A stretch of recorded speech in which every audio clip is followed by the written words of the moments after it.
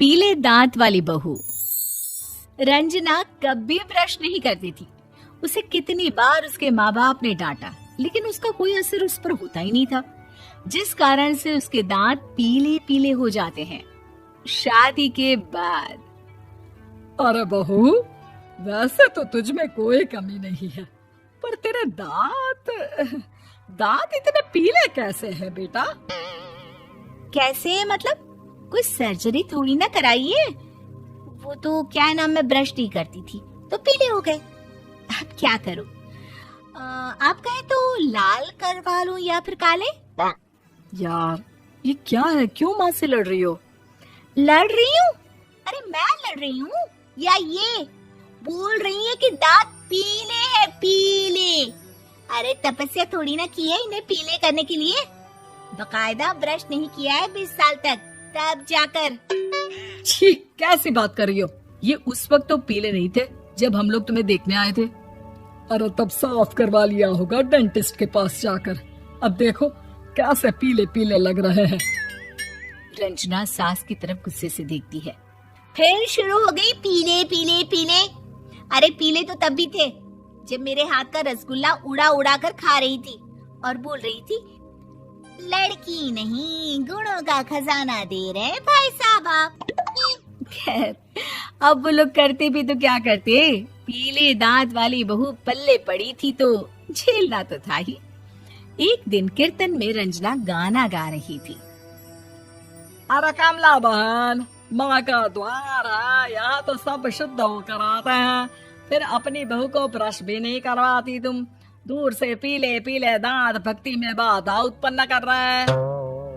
अरे कोई 2 साल के बच्चे थोड़ी ना लेकर आई हूँ मैं बहू बनाकर। अच्छी खासी लड़की है, अरे कैसे करवाऊं ब्रश? ये तो उसे खुद करना चाहिए ना।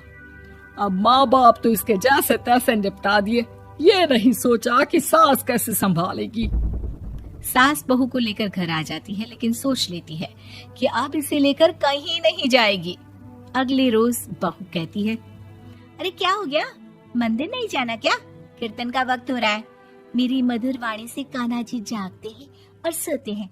आप तो जानती है ना उनकी भक्ति में कितना मन लगता है मेरा। वो क्या है ना, तबीयत ठीक नहीं लग रही है मेरी, आराम करूंगी मैं। तबीयत ठीक नहीं लग रही? अभी तो मिथुन के गाने पर नाच रही थी आप, और अब बोल रही है कि तबीयत ठीक नहीं लग रही। अरे भक्ति में मन लगा लो सासू माँ, ऊपर जाना है, क्या मुंह दिखाओगी आप? हाँ? सास को बहू की बात पर गुस्सा आ जाता है। मैं क्या मुंह दिखाऊंगी, इसकी चिंता तो ना कर, समझी? अपने मुंह की चिंता कर, जो ये पीले पीले दांत लेकर हर जगह पहुंच जाती है। पता है लोग कितना मजाक बनाते हैं। ना जी ना, मैं नहीं जाना कहीं तेरे साथ। तो ये बात है। कोई ना, मत जाओ, मैं अपने कमरे में ही बैठकर भक्ति कर लूंगी। ऊपर वाला दांत थोड़ी ना देखता है, मन देखता है, भावना देखता है। और अरे बस बस, तू सब कुछ दिखा, बस ये सफेद चमकदार दांत ना दिखाना किसी को, है? जा यहाँ से। बहू को सास की बात का कोई फर्क नहीं पड़ता, वो तो जैसी थी वैसी ही रह जाती है। सुबह नहाकर किचन में खाना बनाना, फिर खाना खाना, कीर्तन भजन करना और सो जाना। एक दिन, माँ जी मैं सहेली के घर जा रही हूँ, शाम को लेट आऊंगी। हाँ हाँ तो जाना, मैंने कौन सा तेरी आरती करनी है घर पर बैठकर। रंजना सहेली के घर जाती है, जहाँ वो पार्टी में जाने की तैयारी कर रही होती है। अरे शिखा, कहाँ जाने की तैयारी कर रही है? मैं गलत वक्त पर आ गई क्या? अरे नहीं यार, उल्टा सही वक्त पर आई है। मैंने ये साड़ी और ज्वेलरी निकाली है यार, शाम को इनके ऑफिस की एक पार्टी में जाना है। बताना कैसा लग रहा है ये सब? नहीं यार, इस ड्रेस के साथ तो वो वाली ज्वेलरी अच्छी लगेगी। हाँ हाँ सही बोल रही है, मैंने ध्यान ही नहीं दिया। वैसे तो हमेशा से मस्त फैशन सेंस रखती है। तो बड़ा जाती होगी ना पति के साथ पार्टी में। रंजना कुछ नहीं बोलती, बस सोचती है कि यार काश ये बात सही हो जाती, पर मैं क्यों नहीं जाती पार्टी में? क्या इन लोगों की कोई पार्टी होती नहीं होगी? रंजना घर आती है और रात में पति से सवाल करती है, एक बात बताइए, आप मुझे किसी पार्टी में क्यों नहीं ले जाते? क्या आपके यहाँ ऑफिस में पार्टी नहीं होती? पति बेचारा क्या कहता कि दांत पीले हैं तुम्हारे इसलिए। अरे कोई पार्टी होती नहीं हम लोगों के ऑफिस में, तो कहाँ से लेकर जाऊं? और मार्केट, मॉल, कहीं वीकेंड घूमना, कहीं तो।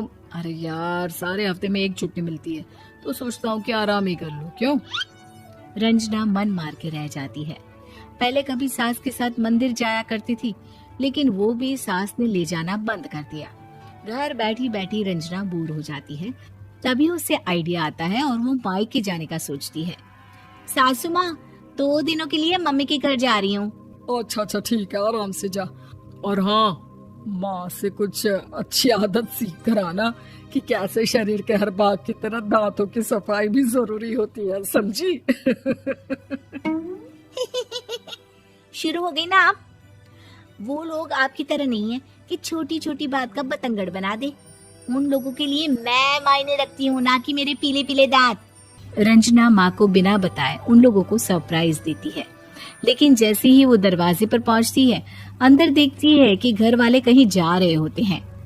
अब माँ, काश रंजना दीदी के दांतों वाली प्रॉब्लम नहीं होती, तो वो भी हम लोगों के साथ चलती ना बुआ जी की बेटी की शादी में।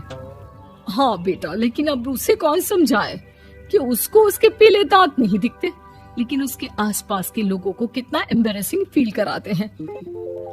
मुझे तो कितनी बार उसके स्कूल की टीचर ने शिकायत की कि उसके साथ कोई लड़की बैठना भी नहीं चाहती, और ना ही कॉलेज में कोई उससे बात करना चाहता था। लेकिन पता नहीं क्यों उसे ये बात समझ में ही नहीं आती। कोई कमी नहीं है उस लड़की में, बस यही कि दांत पीले हैं। वो तो भला हो जीजा जी और उनकी माँ का, जो दीदी को जैसी है वैसे ही रखा हुआ है। रंजना को अपने घर वालों की बात सुनकर बहुत दुख होता है। वो सोचती है कि वो क्या करे, लेकिन फिर वो सीधा डेंटिस्ट के पास जाती है, अपने दांत चमकाती है और कसम खाती है कि वो रोज ब्रश करेगी। अरे क्या हो गया? तुम तो 2 दिनों के लिए गई थी ना। पर कोई ना, अच्छा है, चलो आ गई तो। रंजना सास के सामने आकर खड़ी हो जाती है और पूरी स्माइल करती है, उसके चमकदार दांतों को दिखाती हुई। हैं? चले मंदिर? माँ, मुझे माफ कर दीजिए, मैंने आप लोगों को बहुत एम्बैरेसिंग फील करवाया। मैं आज से रोज ब्रश करूंगी।